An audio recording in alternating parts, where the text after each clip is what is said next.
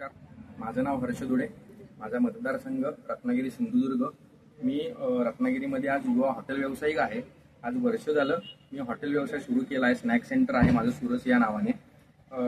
जे मोदी सरकारने UPI पेमेंटच्या ज्या सर्व्हिसेस आणल्या त्याचा फायदा हा हॉटेल व्यवसायाला माझ्या हॉटेल व्यवसायाला खूप चांगला झाला. म्हणजे माझ्या माहितीत आज दिवसाला 46 लाख ट्रान्झॅक्शन होतात.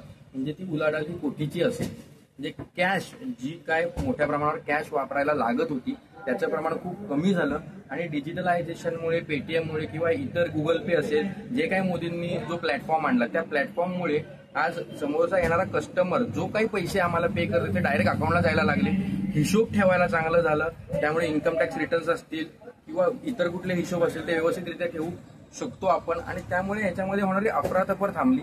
त्यामुळे माझं मत हे कालही मोदींना होतं आणि आजही मोदींना असणारा. मी तुम्हाला नक्की सांगेन की जर देशाचा विकास करायचा असेल आणि जर अशा वेगवेगळ्या क्रांती घडवायच्या असतील जी मोदींनी आज डिजिटलायझेशनमध्ये आणि पेटीएम वगैरे किंवा ऑनलाईन पेमेंटमध्ये क्रांती घडवली आहे त्यासाठी मोदींना परत निवडून आणणं गरजेचंच आहे.